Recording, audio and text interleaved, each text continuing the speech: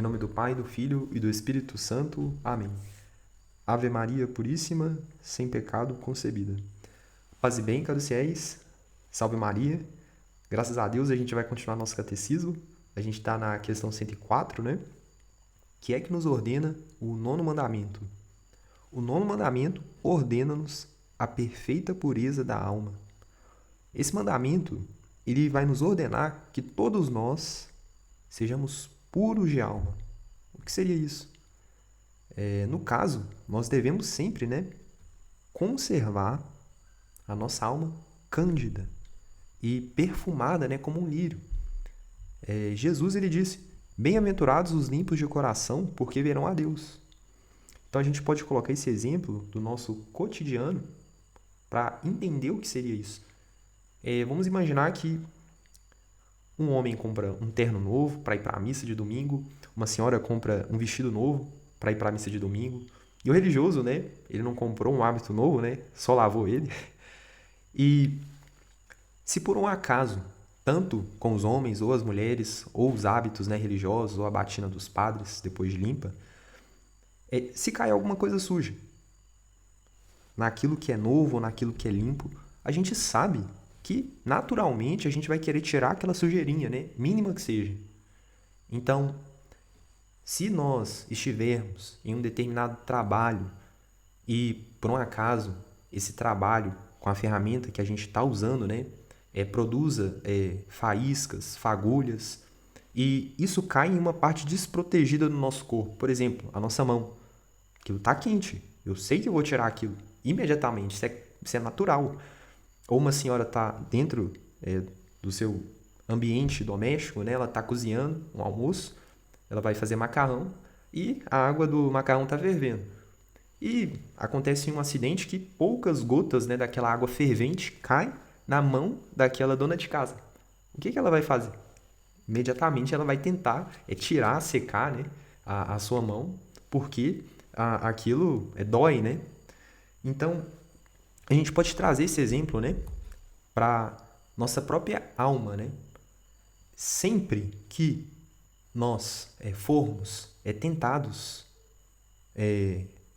contra essa virtude da pureza, o que nós devemos fazer? A gente deve, como a sujeira, imediatamente expulsar esse pensamento, para que ele não manche a nossa alma. E como a fagulha quente, a água quente, não venha ferir a nossa alma. Então, dessa mesma presteza que nós temos para proteger o nosso corpo, por que não termos para proteger e preservar a nossa alma, que é muito mais valiosa? É uma máxima que os santos usavam e os senhores podem usar, as crianças, os adultos, antes morrer do que pecar. Antes a morte, antes todos os sofrimentos, antes todas as humilhações, antes até mesmo as vexações do demônio, do que cometer um só pecado. Porque nós sabemos que o que está em jogo é uma vida eterna, ou de um gozo eterno e de todos os outros bens em Deus, ou de um sofrimento eterno, dessa privação de Deus. Então, antes, nós devemos sofrer pacientemente todos os males do que cometer um só pecado. Porque, na verdade, o único mal em si mesmo que existe é o pecado. Então, como nós fazemos isso de fato? Como nós fazemos, Frei? Bom, eu quero preservar minha alma do pecado, principalmente do pecado da impureza e todos os outros, claro. O que eu devo fazer? O Senhor deve amar Nossa Senhora com todo o seu coração. E amando a Nossa Senhora, a senhora vai aprender a amar Jesus com todo o seu coração. O Senhor vai dar tudo para os dois. E aí, quando o diabinho, ele vem falar no seu ouvido coisas feias, o Senhor não vai escutar o diabo, o Senhor não vai conversar com o diabo, como normalmente pode acontecer com os testemunhos de Jeová. Não, você não vai atender ele. Você vai deixar ele falando sozinho. Você vai chamar Nossa Senhora. Você pode invocar muitas jaculatórias. E nem que seja mesmo só o nome de Maria, ou o nome de Jesus, ou o nome de José. Isso basta. Então, Se um pai, como Nosso Senhor falou na Sagrada Escritura,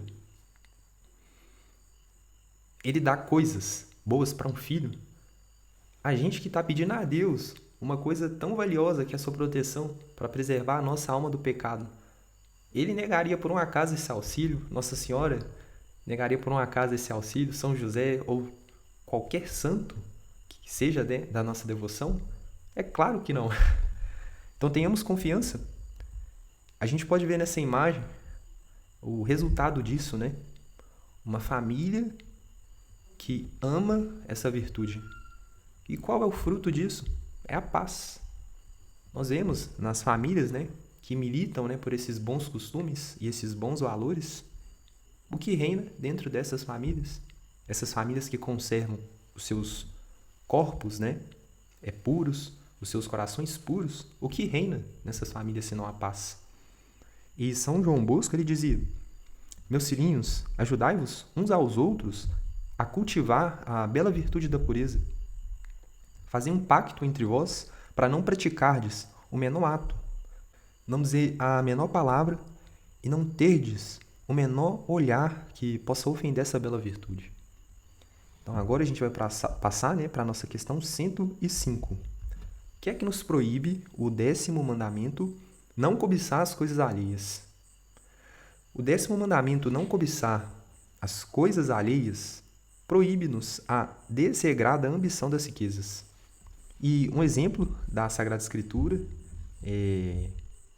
havia um homem, né, chamado Nabote. Ele tinha uma vinha, né, que ficava ao lado do palácio do rei Acabe. E o rei Acabe, ele queria aquela vinha, aquele terreno, né? Ele queria possuir aquilo para fazer, né, para transformá-lo num jardim. E aí, o rei ele vai chegar para o dono da vinha, que é Nabote, e ele vai dizer: cede-me a tua vinha. E aí ele vai responder, né, o dono da vinha, Nabote: eu não posso fazer isso, porque isso é a herança dos meus pais, né? E por conta dessa resposta, o rei ele se contrariou, né? E aí ele vai contar para a rainha o que tinha acontecido. E a rainha, ela era uma pessoa má, desnaturada, e por conta de Nabote não querer vender aquilo que era dele, e ele tinha direito para fazer isso, ela manda matar Nabote, e depois que isso acontece, ela se apropria da vinha e aí ela dá para o rei. Então, como é feio, né? Como é grave esse pecado que eles cometeram. E Deus, como é justo, né? Ele castigou os dois terrivelmente. O 10º mandamento, ele vai nos proibir que nós desejemos as coisas alheias. E a pessoa que não está contente com as coisas que ela já tem, que ela possui, né? Ela vai começar a desejar as coisas alheias. E aí ela está se expondo ao perigo de roubá-las. Então, diante de Deus, seria como se ela cometesse realmente um pecado de furto.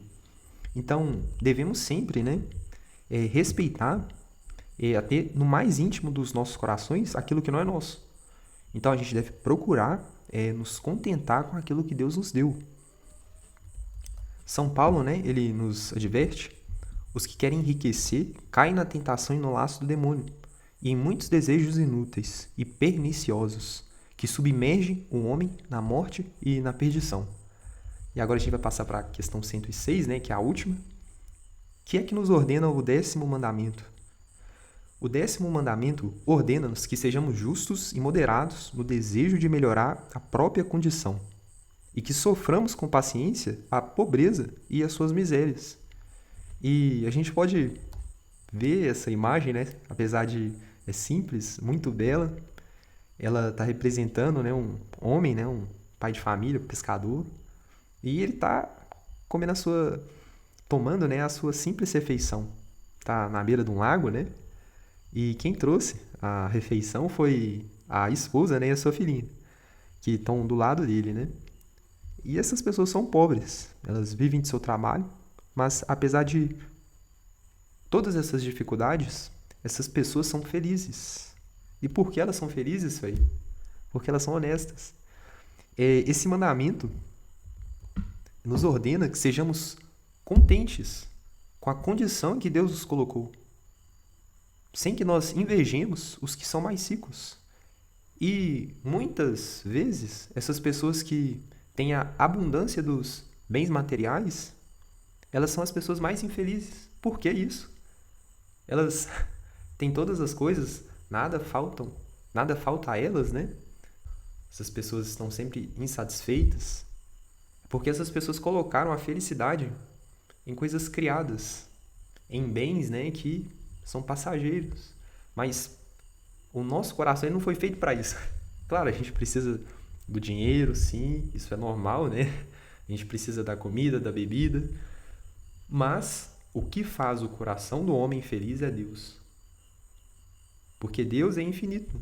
E a sede que nós temos de felicidade é infinita. Então só Deus pode saciar essa nossa sede. Então, Deus ele não nos proíbe as diligências para que nós melhoremos a nossa condição. Mas o que nós devemos fazer? Empregar meios justos. E o que seria isso? O trabalho e a economia. O que é proibido são os gastos inúteis, né? Porque os bens materiais que Deus nos confia, eles não são nossos. Não pertencem a nós, pertencem a Deus. E nós vamos ter que tomar conta de tudo isso no dia do nosso juízo. Aquilo que nos pertence, né, que Cristo mereceu por nós, são os bens espirituais. Então, as pessoas, né, de são juízo, elas não desperdiçam as coisas. E, normalmente, elas não vão jogar dinheiro, né, com jogos, né, de aposta. E, ao contrário, né, elas vão economizar e vão guardar o que elas ganham para comprar o que é útil. E, muitas vezes, essas pessoas vão fazer até um sacrifício para deixar de comprar aquilo que é muitas vezes necessário para ela, claro, se não for causar um grande transtorno, né? Para que elas pratiquem, né, a virtude da caridade, as boas obras corporais, né? E deem a uma pessoa que sofra mais do que ela, que está sofrendo mais do que ela. Então, a gente tem aqui uma advertência de São Paulo: a raiz de todos os males é o amor ao dinheiro. E São Bernardo ele vai nos dizer: ao passo que a pobreza com Jesus Cristo é mais rica do que todas as riquezas e todos os tesouros do mundo. Finalizamos aqui nosso catecismo. Salve Maria e até mais. Em nome do Pai, do Filho e do Espírito Santo. Amém. Ave Maria Puríssima, sem pecado concebida.